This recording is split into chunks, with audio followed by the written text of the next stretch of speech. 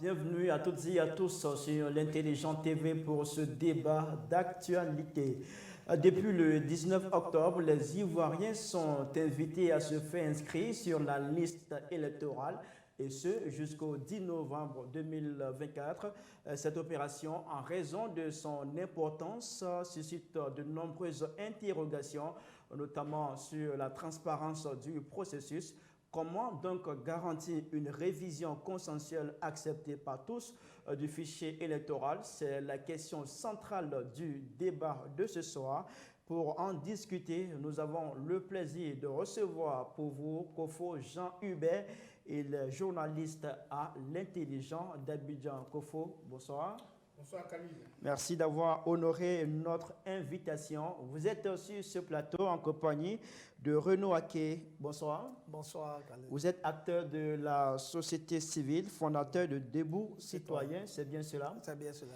Et dans quelques instants, Dr Ousmane Chérif, analyste politique, membre du bureau exécutif national de la JPDCI, sera avec nous pour participer à ce débat. Messieurs, merci d'avoir honoré notre rendez-vous. Merci d'être venus sur ce plateau pour qu'ensemble, nous puissions réfléchir sur les mesures à prendre pour garantir une révision électorale qui sera acceptée de tous. Alors, d'entrée, je voudrais qu'on puisse se prononcer sur le déroulement de cette opération. Nous sommes à près d'une semaine du démarrage de cette opération. Première impression, Renaud. Merci pour l'invitation. J'aimerais saluer le frère Kofo. Pour répondre directement à votre question, je dirais l'engouement est faible. Et pourquoi? Nous devons chercher à savoir pourquoi l'engouement est faible. Et vu le temps qui est imparti de 23 jours, qui est pour moi qui est vraiment très court, il faudrait que la CEI aussi songe à voir, à analyser de fond en comble qu'est-ce qui se passe, pourquoi les jeunes, pourquoi les Ivoiriens ne sont pas enthousiastes à s'inscrire sur les listes électorales. Et pendant tous ces débats, on va essayer de trouver un peu les causes au lieu de s'attaquer plutôt aux conséquences. Donc voilà, d'entrée de jeu, voilà ce que je pourrais dire par rapport à votre question posée. Kofo Jean-Hubert, impression déjà, près d'une semaine du démarrage de cette opération. Non, je pense que je partage l'observation de mon débatteur. Effectivement, l'engouement est faible parce que le président de la CEI lui-même a fait le point. Il a fait le point il y a quelques jours. On était en conférence de presse à la minute de la presse et il a dit que voilà, l'engouement est faible. Moi, la question que moi je me pose automatiquement, c'est comme lui, où sont les militants? Où sont ces militants, cette cohorte de militants que les partis politiques annonçaient qui allaient prendre d'assaut les centres d'enrôlement? On les attend encore parce que quand on vous dit qu'il y a plus de 5700 sites d'enrôlement qui n'ont pas été visités, qui n'ont jamais reçu de visiteurs, ça veut dire qu'on a environ la moitié pratiquement des centres d'enrôlement qui sont restés vides.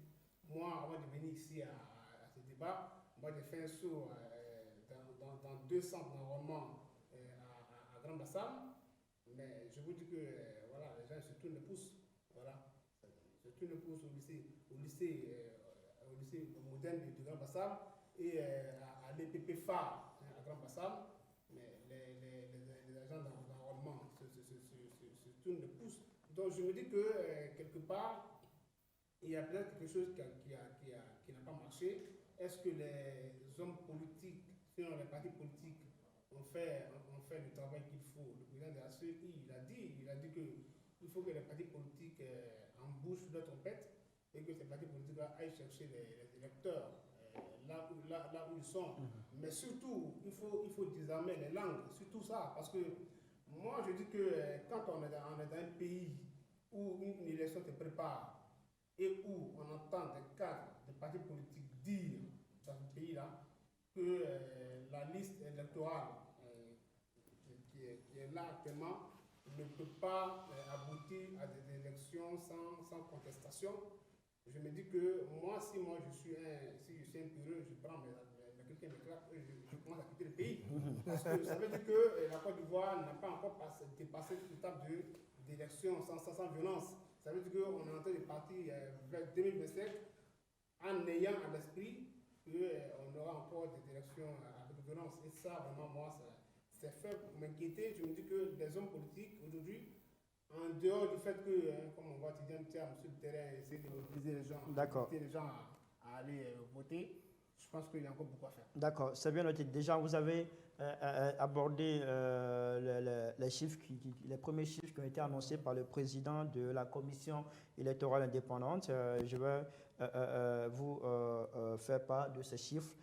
Il a dit en conférence de presse, c'était le mardi, sur 75% en raison des difficultés de connectivité des lieux de recensement qui ont remonté les chiffres des 2 premiers jours. L'on enregistre 65 876 requérants qui se sont présentés au guichet, dont 30 456 requérants de la catégorie des électeurs sollicitant des modifications de données personnelles ou des changements de lieu de vote, et 35 420 requérants primo-électeurs, 5 798 lieux de recensement, comme l'a signifié COFO, ouverts, n'ont reçu aucun requérant malgré les promesses d'engagement. Là, on était au mardi dernier. Alors, quand vous regardez à la lumière de tous ces chiffres, ces premiers chiffres provisoires qui sont communiqués par le président de la commission électorale indépendante, qu'est-ce que vous dites, Renaud Aki?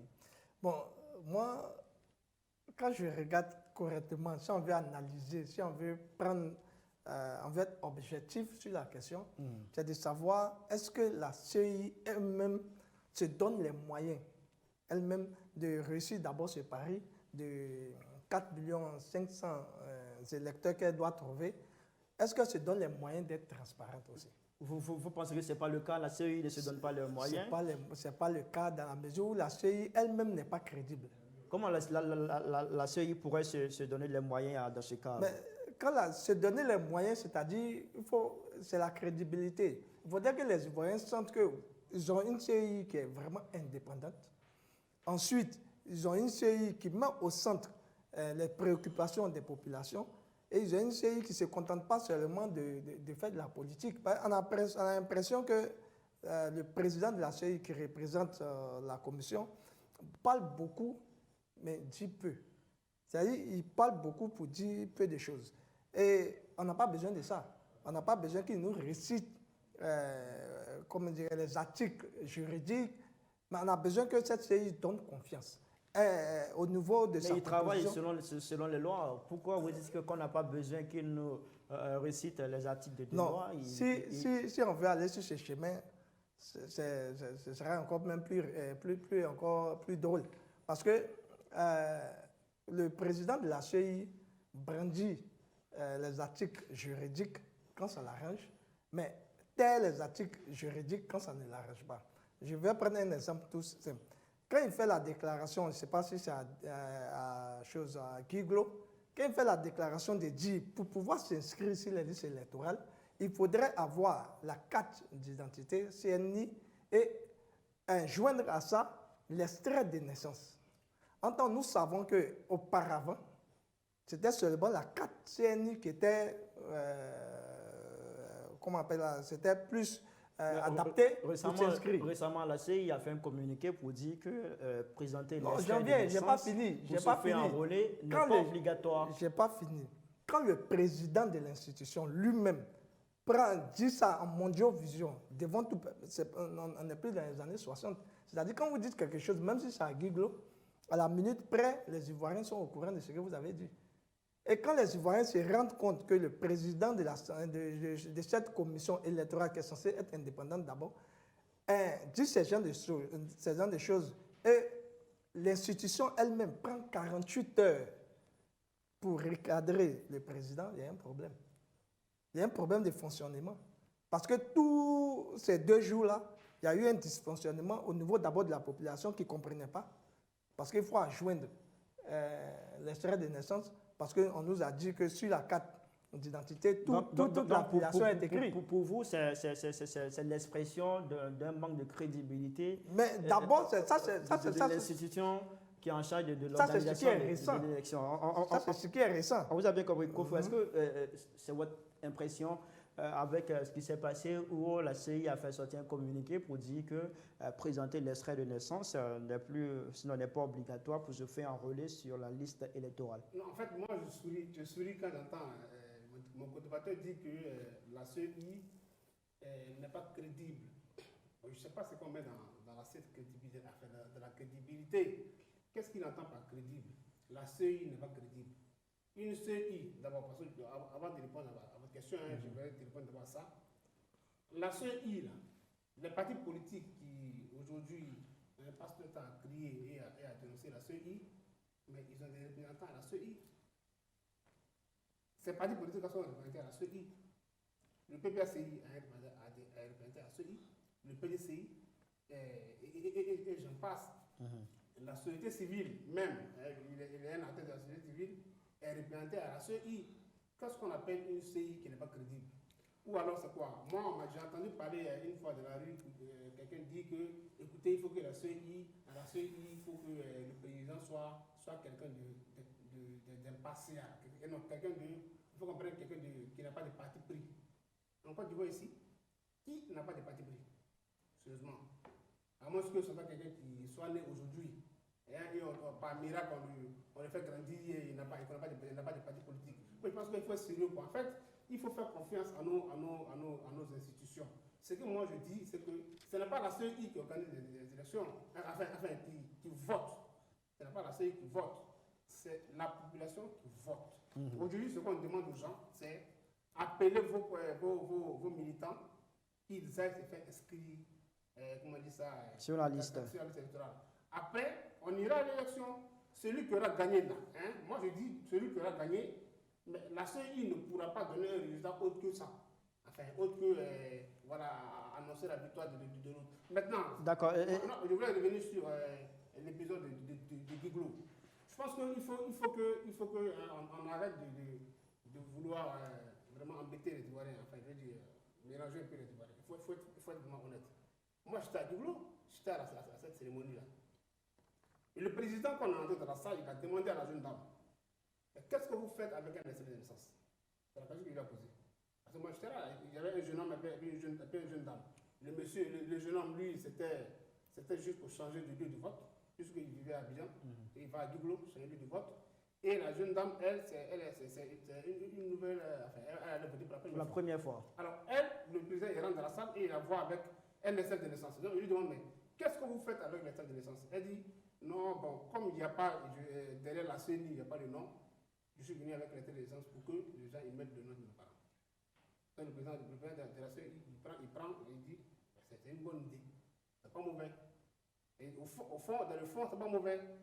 C'est pour attester davantage son identité, son appartenance à la nationalité. Ça facilite un peu la tâche à la CEI. Ça facilite la tâche à la CEI, au lieu qu'on ait encore recours à l'ONESI comme le plan. C'est pour ça que c'était prévu. Après l'enrôlement avec les CENI où il n'y a pas de nom, la CEI se réfère à l'ONESI pour avoir les affiliations des personnes qui sont enrôlées. Mais quand le requérant il vient avec, comment dire ça, avec son extrait, bon, même si c'est pas obligatoire, mais s'il vient avec son extrait de naissance, ça facilite la tâche à l'agent qui est là, qui permet de mettre le nom. Donc, si on vous comprend, cette image a été détournée, a été mal interprétée. Justement, l'image a été mal interprétée parce que le président, quand il a dit qu'effectivement, comme derrière la CENI, il n'y a pas le nom des parents, donc elle est venue avec son extrait de naissance pour que les gens ajoutent le nom de ses parents, ça facilite la tâche à la CEI, c'est bien. Mais il n'a pas dit que c'était obligatoire. À aucun moment, il n'a dit que c'était obligatoire. Mais attendez. Moi, j'étais là. Je ne suis pas contre sur le fait que vous étiez là. Mais je dis ce que nous, on a vu, ce qu'on a entendu, c'est qu'il dit, pour pouvoir se faire enrôler, vous prenez la carte CNI et vous devez joindre l'extrait de... C'est ce qu'il dit. Non, c'est pas ça. Non, mais moi, j'ai regardé à plusieurs reprises. Vous voyez cette jeune dame, elle est venue avec ça, elle est venue avec Non, ça. mais pour faire ci. tous ceux qui vont venir, ils viendront avec une CNI où il n'y a pas de nom et de parents derrière. Mais il y a pas Voilà, de c'est à lui, en tant que président de la commission, de dire à la jeune dame, tu n'as pas besoin de l'extrait. Juste dépose et nous, on fait le travail derrière. Non, il Là, a dit- c'est clair non, pour non, tout le monde. Il a dit ça, clairement. Non, mais on n'a pas vu. Moi, je suis On l'a là, pas vu. Il a dit ça clairement. On l'a Il a pas dit que vu. Vous n'avez pas besoin de l'extrait, mais elle est venue avec son extrait. On n'a pour pas que, vu.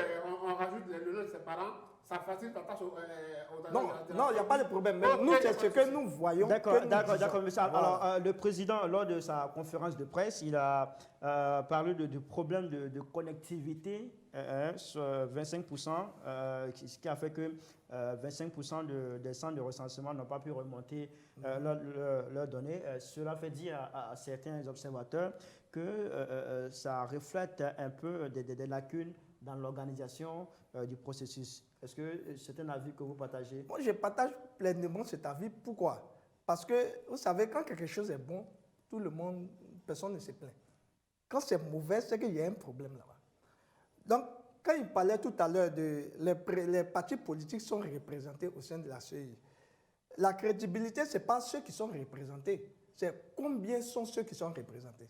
La crédibilité, ce n'est pas ceux qui sont représentés, mais c'est qui décide de comment on doit faire. Alors, C'est les actions et les résultats des actions qui définissent. Reprenez à la question. Je voudrais vous ramener à la question que j'ai posée. Mais j'ai répondu à votre question pour dire que non, je partage cet avis. S'il n'y a pas d'engouement, c'est parce que la CEI n'est pas crédible aux yeux des Ivoiriens. Et même le président de la CEI lui-même l'a reconnu sur un plateau pour dire oui, on lui dit que la CEI n'est pas crédible. Lui, il ne comprend pas pourquoi la CEI n'est pas crédible. Donc, on va lui expliquer pourquoi la CEI n'est pas crédible. Pourquoi la CEI n'est pas crédible? Quand on vous dit, quand la loi, le code électoral stipule qu'il faut une mise à jour annuelle de choses, comment on appelle ça, du listing, de la liste électorale, de la révision de la liste électorale, et que vous faites à cheval sur 2 ans, ce qui n'est pas écrit dans le code électoral, ça pose problème d'abord. Attendez que je parte au bout de mon raisonnement. Allons-y pour que je parte au bout de mon raisonnement. Quand il finit de dire ça, il justifie son action en disant que c'est vrai, la loi dit que je dois faire chaque année. Alors, monsieur, Mais la mise à jour, mais il apprécie la faisabilité des dispositions légales sur les terrains. D'accord.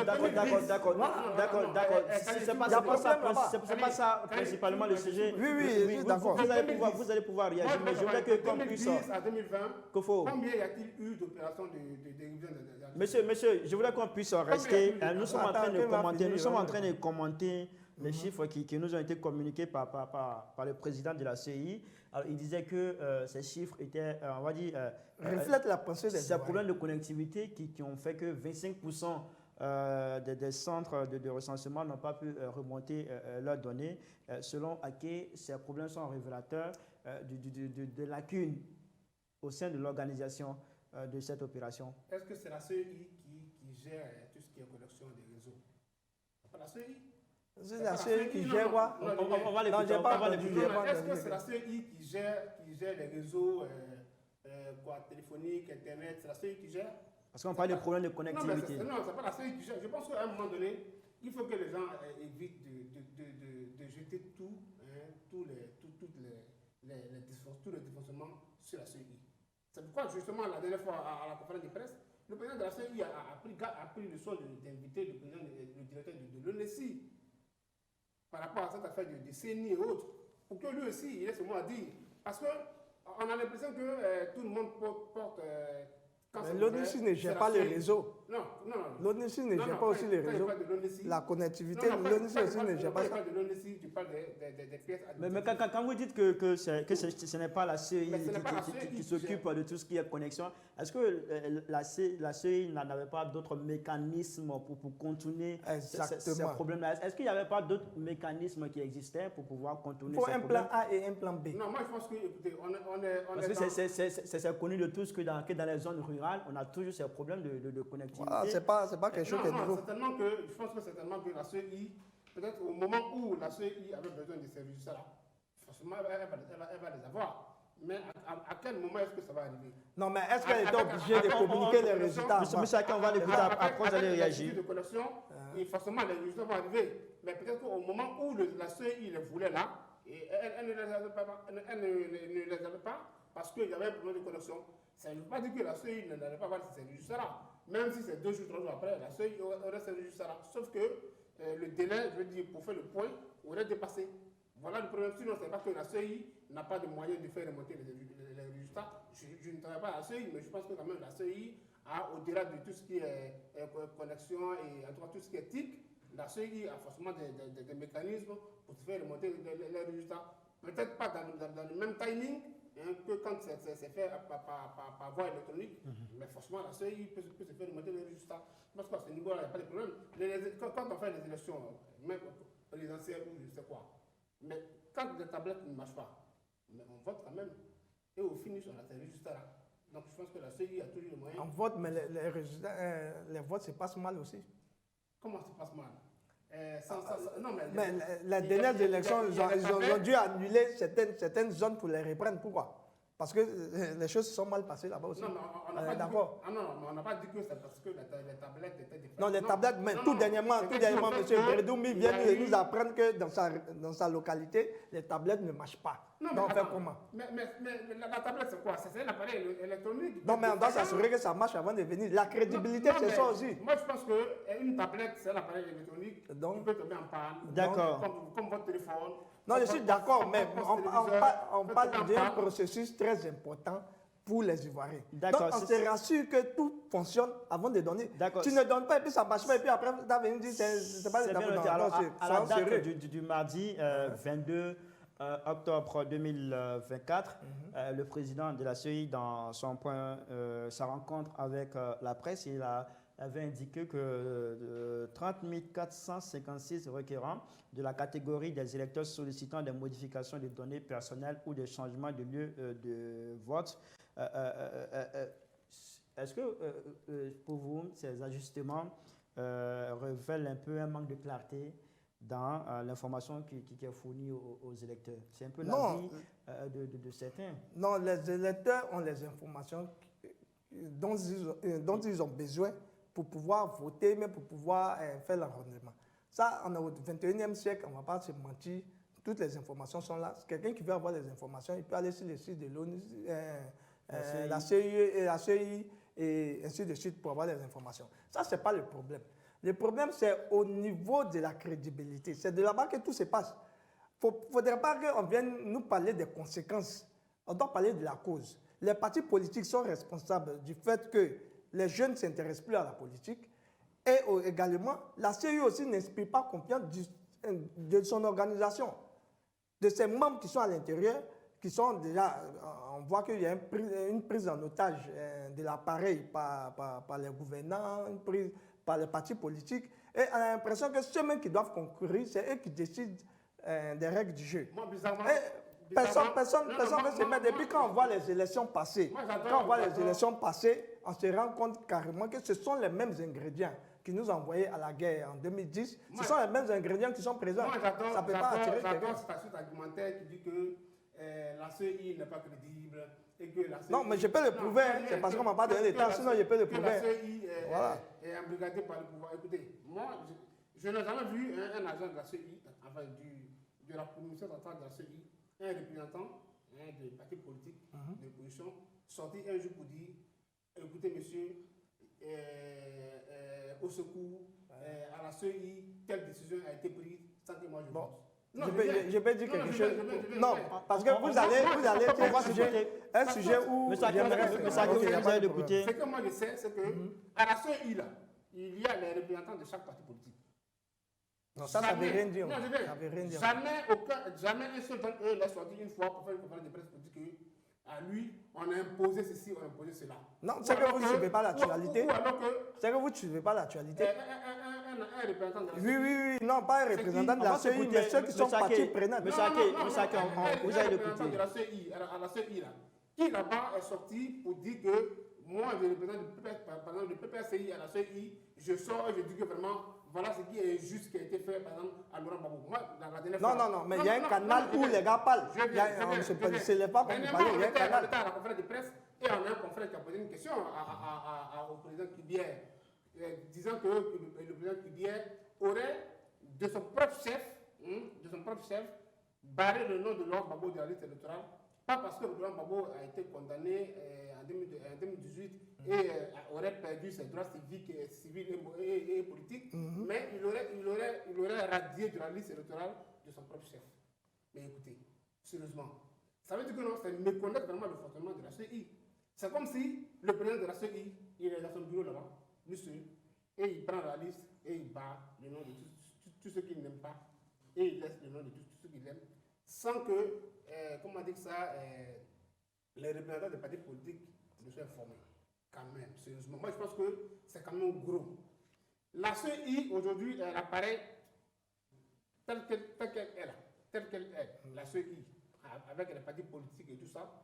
Mais c'est le fruit de Laurent Gbagbo. C'est sous Laurent Gbagbo que la CI, telle qu'elle est là, avec les partis politiques, tout ça, a été créée.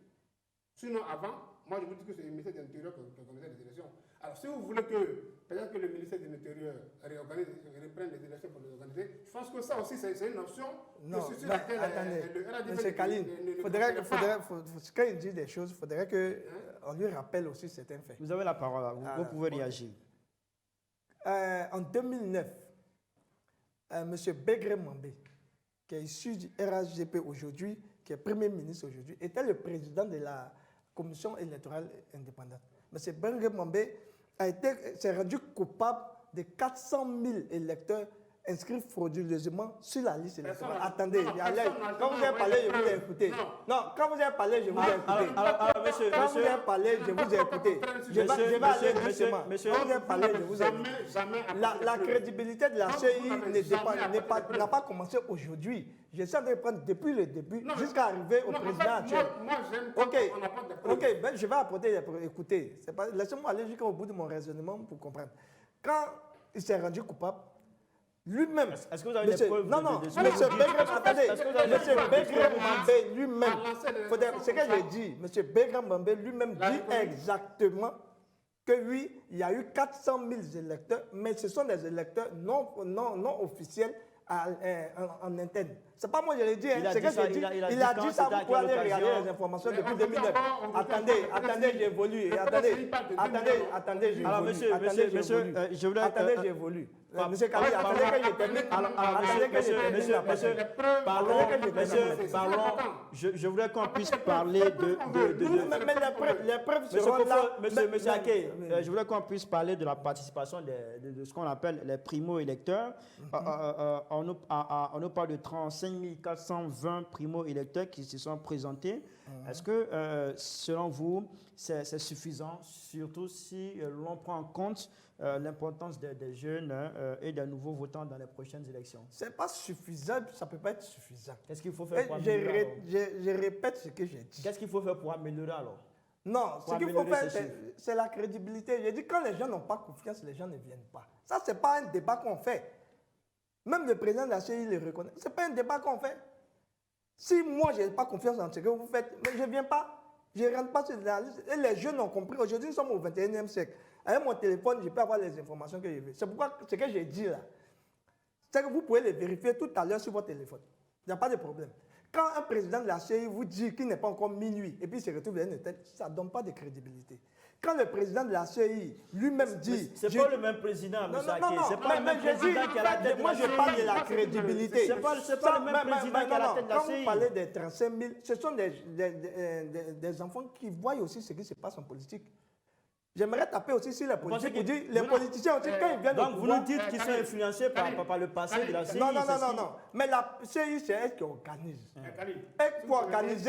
Attendez que je termine. Laissez-moi aller au bout de mon allez-y, monsieur Ake, allez-y. Voilà. Monsieur Kofo, vous allez réagir. Monsieur Kofo, vous allez réagir, s'il vous plaît. S'il vous plaît, il est en train d'expliquer les raisons pour lesquelles il n'y a pas assez de primo-électeurs. En fait, ce que vous voulez me faire dire, c'est de m'attarder sur les conséquences. Moi, les conséquences, ça me dit rien. Moi, c'est la cause. D'où vient le problème? Une fois que tu règles ce problème, tout découle. Mais vous ne réglez pas d'abord le problème en amont et vous voulez vous attarder sur les conséquences. C'est pourquoi j'ai dit que le président de la CEI, dès l'instant qu'il ne respecte pas la mise à jour annuelle, il ne respecte pas le code électoral. Et dans le code électoral, on doit le sanctionner parce qu'il a prêté serment, il n'a pas respecté. Mais- Ça fait un. Non, non. Et de deux, quand vous avez pris les cas, s'écoute, quand on vous avez pris les cas s'écoute. Gbagbo, On s'écoute. quand vous avez pris les cas Gbagbo, Faut vous réagir, s'il vous plaît. S'il vous quand plaît. vous avez pris les cas Gbagbo, mais les cas Gbagbo que vous avez pris pour étayer comment ça, vos propos, il s'est rangé derrière le code électoral. Mais quand vous faites la mise à jour, il ne se range pas derrière le code électoral. Bon, moi, je suis un jeune. Je suis allé à l'école, j'ai un niveau un peu intellectuel. Quand je regarde ça, vous voulez que moi j'ai confiance en ça? Alors, monsieur, voici ce que le président Kubier a dit. Malheureusement, il dit bien malheureusement, jusqu'au lundi 21 octobre 2024, ce sont 5798 lieux de recensement ouverts qui n'ont reçu aucun requérant. Malgré les promesses d'engagement, on va dire, c'est un constat qui ne lui plaît pas forcément. Il faut indiquer que le lundi, la CEI n'a pas travaillé. Laissez-moi parler. Voilà. Laissez-moi parler. Voilà. C'est un constat qui ne lui plaît pas forcément.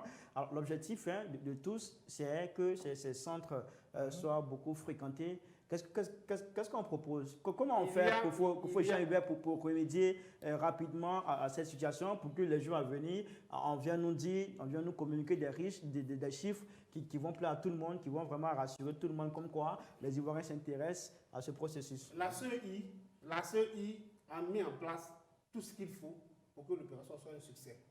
La CEI a déployé plus Mais pourquoi, si la CEI a mis en place tout ce qu'il faut pour que l'opération soit un succès, pourquoi, comme l'a dit le président de la CEI, 5798 lieux de recensement n'ont reçu aucun requérant? C'est environ 47%.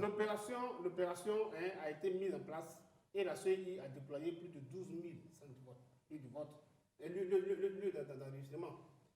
Et qui sont capables d'enregistrer, comme le président lui-même l'a dit, 50 personnes par bureau de vote par jour. Quand il a fait le chiffre, on est autour de 15 millions, 12, 13 millions et quelques. Là où on a 15 besoin millions maximum. Ouais.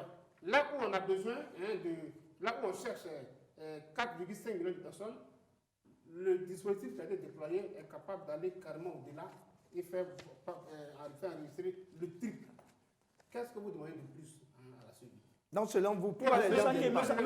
Laissez-les réagir. Non, il va réagir. C'est ça, la CEI maintenant qui aille dans les bureaux, dans les QG des partis politiques pour crier venez voter, venez vous enrôler. Mais la CEI fait déjà des affiches. La CEI fait déjà communique déjà sur ce. Donc si on vous comprend, ce sont les partis politiques qui exactement. n'ont pas joué leur rôle. On n'est pas tous des partis politiques. Non, mais dès lors que des partis politiques s'asseyent et disent, et des organisations de la société civile, disent que on ne sort pas, les gens ne sortent pas parce que la CEI n'est pas crédible. C'est pas moi qui le dis, c'est nous tous qui nous disons ça. Lui-même, qui est membre d'une organisation de la société civile, n'est pas prêt même à aller demander aux Ivoiriens de venir se faire enrôler. Mais c'est grave. Ça veut dire que lui, quand il va dans son quartier, il demande aux gens, chers voisins, restez chez vous, asseyez-vous, n'allez pas vous faire enrôler parce que la CEI n'est pas crédible. Monsieur Koufou, arrête sérieux. Arrête sérieux. Non, arrête sérieux. Quand il va à la maison, il demande soyons sérieux. Allons-y sur des choses que vous savez. Monsieur, parce que cette CEI-là n'est pas crédible, monsieur Kubier est à la présidence. Moi, je dis que c'est grave. C'est pas grave, c'est pas grave. Si moi j'avais été un acteur politique, je serais allé sur le terrain en train de convaincre les gens d'aller se faire enrôler. Parce que ceux qui vont élire en 2025, c'est eux qui s'inscrivent aujourd'hui. Moi, je suis inscrit électoral, mais les jeunes frères qui vont venir après, eux aussi, ils sont électeurs. C'est vers eux là que les gens vont aller pour vendre leur programme de société. Si vous n'êtes pas inscrit sur la liste électorale, vous faites comment pour voter?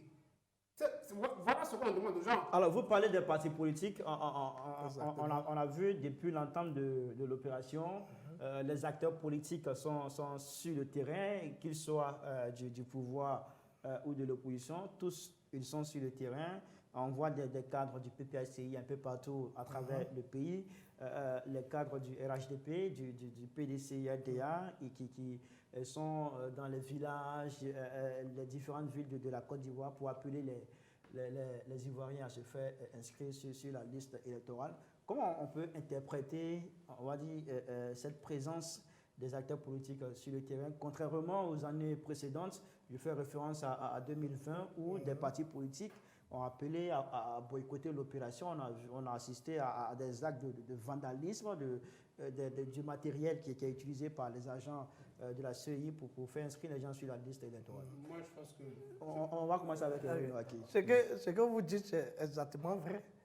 Mais les partis politiques, pour moi, ils me font vraiment rire, personnellement. Pourquoi? Parce que ils sont intimes lorsqu'il y a des élections.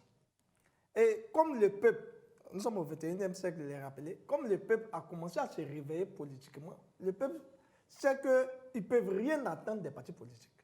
Et nous, au niveau des organisations de la société civile, nous savons qu'on ne peut rien attendre d'un parti politique. Et c'est ce constat-là que ces jeunes-là font. Que bon, on va vous voter. Vous allez avoir des postes, vous allez vous battre pour des postes, et après, vous êtes indépendant vis-à-vis de nous. Ce n'est pas moi-même qui l'ai dit, c'est la Constitution ivoirienne qui le dit. Que dès l'instant qu'il devient un représentant de la nation, tout mandat impératif est nul. C'est-à-dire, moi, en tant que citoyen qui l'ai voté, je n'ai rien à lui dire. Lui, il prend toutes les décisions à ma place et il fait ce qu'il veut. Mais je me rends compte que non, il s'enrichit et moi, je m'appauvris. Donc, c'est normal que les jeunes n'aient plus confiance aux partis politiques. Donc, quand eux, ils vont dans les villages et tout, c'est dans leur intérêt. Ce n'est pas dans l'intérêt de la population. Parce que quand nous voyons la vie chère... C'est quand même un acte à saluer parce que en 2020... Non, les partis politiques font ce qu'on appelle la manipulation. En 2020, ce n'était pas le cas, comme je l'ai Non, mais chacun... Mais oui, c'est ce que j'ai dit. C'est dans leurs intérêts. Ils agissent dans leurs intérêts. Les partis politiques ne nous prennent pas pour des citoyens, mais plutôt ils nous prennent pour des électeurs. Voilà. Quand c'est pour se battre contre la vie chère, on ne les entend pas. Mais quand c'est pour se battre, pour qu'on ait des pièces pour aller avoir des cartes d'électeurs, on les entend. Pourquoi? C'est parce qu'ils ont d'autres agendas. Alors, il y a aussi un aspect qu'il faut relever. En 2020, il y a des acteurs politiques qui ont dit à des Ivoiriens de ne pas aller se faire inscrire sur la liste électorale. Mais ça, c'est dans leur intérêt. Ils l'ont dit clairement. Et on va dire 5 ans ou près de 5 ans après, vous revenez, vous demandez encore à cette personne d'aller se faire inscrire sur la liste électorale. Est-ce que ce n'est pas ça aussi qui fait que les gens refusent d'aller se faire inscrire sur la liste électorale? Non, moi je ne pense pas que les gens refusent. C'est relatif.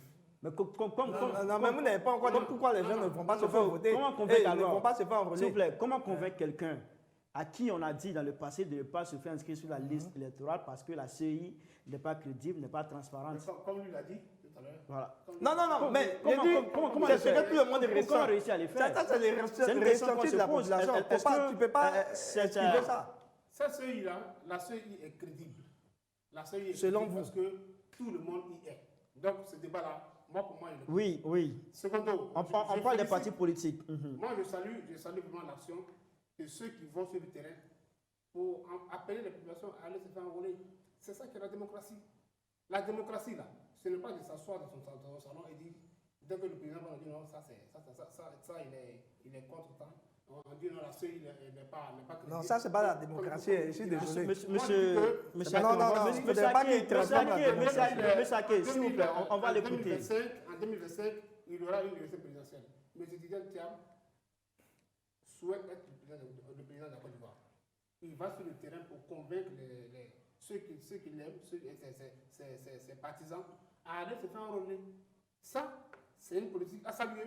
Quand on voit des cadres du RHDP aller dans leur région et encourager les gens à se faire enrôler, ça, c'est la moindre des choses.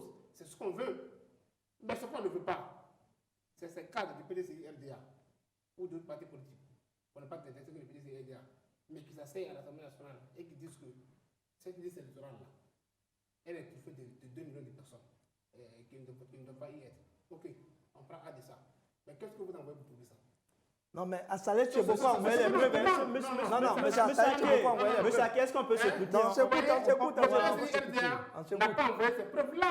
Mais ça t'arrive à Salé Temoko. Bon, moi, je lui fais confiance. Enfin, je le crois ses paroles. Mais il a dit que chez lui, à Kassalé, là, il y a des milliers de personnes qui sont inscrites sur la liste électorale. Il a dit, chez moi, à Kassalé, il n'a pas dit encore. Non, continuez, je vous écoute. Chez moi, à Kassalé, il y a des milliers de personnes qui sont inscrites sur la liste électorale et qui ne devaient pas y être.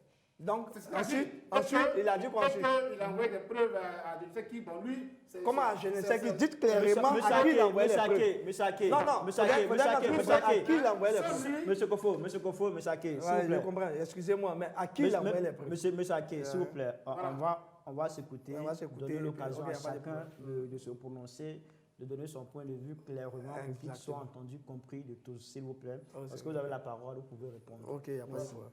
Allez, Kofo. Donc, seul M. Assaré Timoko sait les preuves dont il parle. Il a essayé d'expliquer un peu par quelle alchimie il est passé pour avoir ces preuves. Ok, il n'y a pas de souci. Moi, je n'étais pas avec lui. Je ne suivais pas là où il allait. Donc, moi, je ne peux pas m'ériger à son avocat pour dire effectivement, Atia Salé, effectivement. Non, moi, je n'ai pas les preuves. Mais c'est à lui d'appeler ses preuves au juge. Mais maintenant, quand le PCI dit qu'il y a 2 millions de personnes sur la liste électorale qui ne devraient pas y être, mais que le PCI, comment on dit ça, envoie ces preuves-là. Et ça, justement, quand le contentieux sera ouvert, la CI a dit que la CI les attend là-bas pour avoir les preuves. Le jour où le PCI va prouver cela, mais ces 2 millions de personnes seront sorties de la liste, et puis on n'en parlera pas. Mais pour le moment, là, on dit appeler les gens à aller se faire enrôler. C'est ce qu'on demande aux gens. Maintenant, quand vous, la CI, que vous dites, la CI n'est pas crédible, la CI n'est pas crédible, mais pendant ce temps, le 2 qui arrive, l'élection aura lieu. Mais je dois remettre sur la table cette question que j'ai posée tout à l'heure. Pour qu'on essaie un peu de comprendre, pour qu'il n'y ait pas d'engouement dans les différents centres de recensement. On le sait, en 2020, il y a des acteurs politiques qui ont demandé à des Ivoiriens de ne pas se faire enrôler. Qui, pour expliquer leur position, ont dit que la CEI n'était pas crédible, la CEI était, voilà, vous comprenez. Et en 2025 ou 2024, ces mêmes acteurs vont vers les Ivoiriens pour leur demander cette fois d'aller se faire enrôler. Est-ce qu'il faut cette attitude que les hommes politiques ont eu dans le passé, certains hommes politiques ont eu dans le passé, c'est ce qui n'est pas en train de réjaillir aujourd'hui sur le processus de révision de la liste électorale? Est-ce que ça ne pourrait pas expliquer aussi ce manque d'engouement? Moi, je dis que le manque d'engouement est expliqué par le fait que, par la psychose qui entoure chaque opération électorale en Côte d'Ivoire. C'est ça. C'est-à-dire que quand vous demandez à un jeune Ivoirien, mais toi, pourquoi tu ne votes pas? Il dit, attends, vote d'élection, il n'y a toujours pas là-bas. Voilà ce qui sort de la bouche. Les jeunes aujourd'hui ont fini par lier l'élection en Côte d'Ivoire et la violence. Élection égale la violence. Élection égale la violence. Quand c'est comme ça, qui est-ce que vous pouvez convaincre d'aller voter? C'est justement pourquoi la CEI demande, moi je ne suis pas avocat de la CEI, hein, mais comment je tourne avec le président de la CEI et que je suis ses messages. Il a dit, ayez un discours, comment dire ça, qui apaise. Vous ne pouvez pas attirer les mouches avec du vinaigre. Pas possible. C'est-à-dire que vous dites que oui, on veut que notre candidat soit élu président de la Côte d'Ivoire, mais en même temps, vous demandez à ceux qui vont aller élire, qui vont aller voter, vous dites que, écoutez, cette liste-là, elle ne peut pas avoir d'élection sans, elle ne peut pas organiser une élection avec cette liste-là sans violence. Alors, il y en a qui disent que non, il n'y aura pas d'élection en Côte d'Ivoire, c'est pas bon, il n'y a pas sa liste électorale. Quand vous dites ça, c'est le message justement qui empoisonne l'opération de la liste électorale. Tous ces jeunes gens qui ne cherchent qu'à vivre tranquillement, vivre. Vous voyez, quand vous voyez la Côte d'Ivoire, c'est un pays qui, comme on le dit, il y en a qui aiment à le dire que c'est un pays où les gens y vivent, on s'en fout. Parce que c'est un pays qui aime la vie. Les Ivoiriens, ils aiment la vie. Là où tu parles de la mort, l'Ivoirien n'est pas là-bas. Voilà. Donc, chaque fois où vous allez coller à l'élection en Côte d'Ivoire la violence et la mort, mais le jeune Ivoirien va aller loin. Voilà. Le jour où les discours des politiques vont changer et que l'élection va rimer avec la paix, avec le calme, parce que le jour du vote, vous allez voter, vous rentrez chez vous. Rien ne vous demande d'aller casser chez quelqu'un d'autre. Vous votez, vous rentrez chez vous. Est-ce que ça, l'opération normale comme ça, est-ce que ça, c'est une source de violence? Mais dès lors que vous, les acteurs politiques, vous assimilez l'élection à la violence et que vous dites que tant que Laurent Gbagbo n'a pas sa liste électorale, il ne peut pas avoir élection. Lui, il dit que l'élection, la CEI n'est pas crédible, mais ailleurs, on dit que tant que Laurent Gbagbo n'a pas sa liste électorale, il n'y a pas d'élection. Je me dis que, comment est-ce que vous voulez que ces jeunes gens-là aillent se faire inscrire? Alors, je peux réagir à ce qu'il allez-y, allez-y. Quand il parle, bon, je vais aller sur votre question par rapport à des partis politiques qui ont dit qu'il ne fallait pas aller voter. Vous savez, les partis politiques, ils ne regardent seulement que leurs intérêts et non les intérêts des populations. Donc, quand ils disent n'allez pas voter, c'est dans leurs intérêts. Ça, ce sont les partis politiques. Ça, c'est l'attitude des partis politiques. Oui, et moi, je le sais, ne mais défends pas. je demande, est-ce que ces hommes politiques qui ont agi comme ça dans le passé, est-ce que leur action dans le passé, c'est pas ce qui explique quelque part ce manque d'engouement dans le lieu de licenciement? C'est pas ça. D'accord. C'est pas ça. Mais je voulais réagir Allez-y. à ce qu'il a dit. J'ai dit, la CEI n'est pas crédible. Et ça, là, c'est pas moi qui l'ai dit. C'est la majorité. Attendez. Attendez, mais vous avez parlé, je vous ai écouté sagement. Monsieur Ake, non, je vais répondre. Vous l'avez plusieurs fois dit dans ce débat. Lui, il dit qu'elle est crédible. Tant qu'il dit qu'elle est crédible, moi, je dois donner un argument pour dire qu'elle n'est pas crédible. Il a parlé de la cause autour de bon, je prends un exemple tout simple pour que vous et moi, on puisse se comprendre. Quand vous regardez la composition de la CEI, vous dites qu'il y a tous les partis politiques à l'intérieur. Je dis, OK, il n'y a pas de problème. Quand vous regardez le président de la République a des représentants, ça veut dire que l'État n'est pas neutre. Monsieur Ake, vous nous ramenez à non, je ne vous ramène pas. Je vous ramène pas. Lui, il a parlé de la composition. Il faudrait que je m'étaye dessus pour que non, lui, il puisse aussi comprendre. Il a parlé le chef de l'État a ses représentants. En tant que président de la République. Il a parlé de la composition de la CEI depuis longtemps. Vous avez réagi dessus. Non, je n'ai pas encore réagi. Je l'ai laissé développer. Bon, moi, je n'arrive pas à développer ce que je vais dire. C'est pourquoi. Mais j'ai dit, au sein de la CEI, les membres, ce n'est pas équitable. Il y a un problème d'équité là-bas. C'est ça qui rend même la chose, qui fait que la chose n'est pas crédible. Quand le président de la CEI dit à cheval sur 2 ans, il a pris la décision comment? Il a pris parce que ça ne respecte pas la loi. Il a pris la crédibilité. Monsieur Ake, vous dénoncez, vous répétez. Mais vous me demandez comment il n'y a pas d'engouement. J'ai dit, mais ça commence par là. Je comprends votre position. Ça commence par là. Je ne rejette pas votre position. Monsieur Kofo, s'il vous plaît. Monsieur Kofo, s'il vous plaît. Monsieur Ake, votre position, elle est claire. Je la comprends, je ne la rejette pas. Non, mais lui, il ne la comprend pas. C'est ça le problème. Il n'est pas obligé de la comprendre. Non, mais il faudrait que moi j'envoie les arguments pour qu'il comprenne. Non, il ne la comprend pas. Alors, monsieur Ake, il doit la comprendre. Monsieur Ake, vous répétez sans cesse que la CEI... mais Monsieur Ake, est-ce que vous pouvez m'écouter aussi? Vous pouvez m'écouter.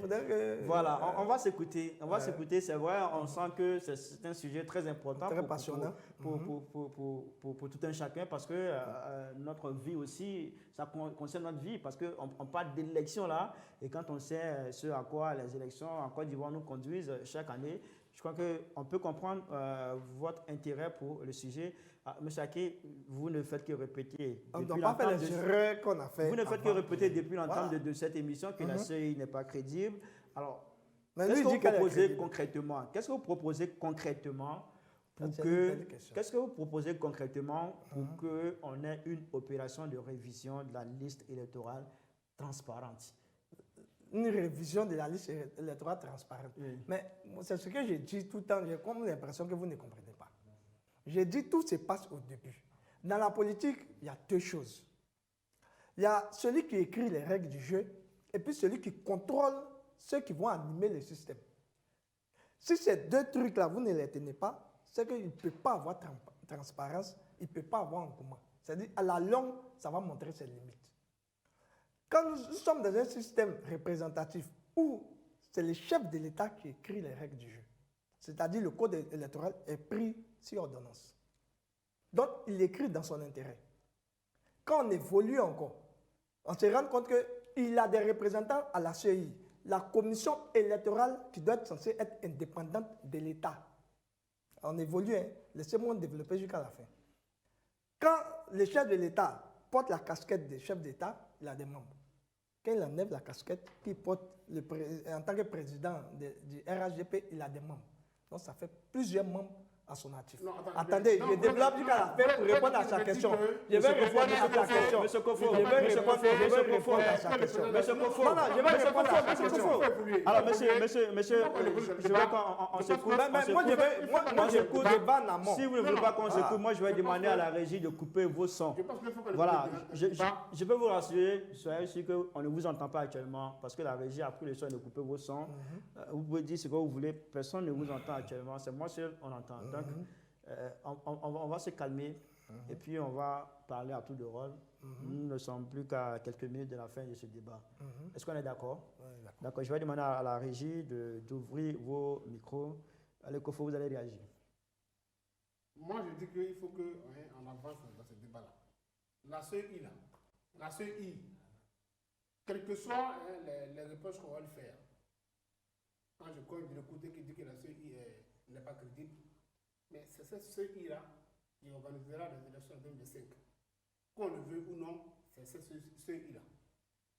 Le jeu démocratique est ouvert. On dit, allez appeler vos électeurs à aller se faire enrôler. Point barre. Est-ce que vous partez appeler effectivement vos électeurs pour se préparer à l'élection? Ou alors vous estimez que vous allez rester là, bras croisés? Lui,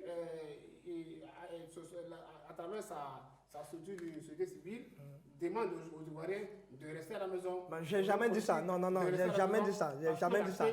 J'ai jamais dit ça. Moi, je dis que allons, comment dire ça, participer à l'inscription sur la liste électorale pour aller voter, choisir son candidat en 2025. C'est ça qui est vrai. C'est pourquoi Titan Thème aujourd'hui, je salue le président du PDCI, qui est en train de faire une tournée nationale pour sensibiliser ses camarades, enfin ses militants, aller vous faire enrôler. Mais en même temps, il faut qu'il parle à ces cadres du parti, qui pensent que cette liste électorale-là ne peut pas aboutir à une élection sans violence. Il faut soigner le langage. Voilà. Je pense qu'il faut qu'on soigne le langage, il faut qu'on sorte de ce langage belliqueux. Il faut que au PPSI aussi, on sorte aussi de ce langage violent quand on dit que si le Gbagbo n'est pas inscrit sur la liste électorale, Gbagbo doit être inscrit sur la liste électorale. Et tout ça, ça fait que ça crée une certaine psychose déjà au niveau de la population qui a peur de participer à l'opération. Aujourd'hui, moi je vous dis qu'il y a beaucoup de personnes en Côte d'Ivoire ici qui ont déjà commencé à faire le passeport pour quitter le pays. Il faut le dire clairement parce que l'ambiance est mauvaise. Monsieur, déjà, est-ce que vous êtes déjà sur la liste électorale, monsieur Aké? Non, moi je ne suis pas sur la liste électorale. Voilà. Pourquoi? Je ne suis pas sur la liste électorale. Non, vous me posez une question, laissez-moi le temps de répondre. Laissez-moi le temps de répondre et puis soyons sérieux. Pourquoi vous n'êtes pas sur la liste Voilà, électorale? exactement. C'est toujours le manque de crédibilité, c'est ça? Parce que moi, je vivais à l'extérieur. Quand je suis entré en Côte d'Ivoire, je suis allé à Niamey pour aller refaire mon extrait, pour refaire mon passeport. Quand je vais à Niamey, on me dit que non, bon, la sous-préfecture était brûlée en 2010, parce qu'il n'était pas là. En 2010, que non, bon, les registres étaient brûlés. Il fallait que je parte encore à comment on appelle ça, au plateau pour aller refaire. Et je suis dans cette même procédure jusqu'à là. D'accord. Bon, ça fait que je ne peux pas m'enrôler. Ça, c'est la première des choses. Maintenant, la deuxième des choses, quand vous avez parlé, quand je parle de crédibilité, ce n'est pas pour la CEI seulement. C'est pour les partis politiques et les politiciens qui ne sont pas crédibles aux yeux des Ivoiriens. Donc vous êtes d'accord qu'il faut revoir le discours politique, comme l'a dit? Non, pas le discours. Le discours politique n'a jamais changé quelque chose ici.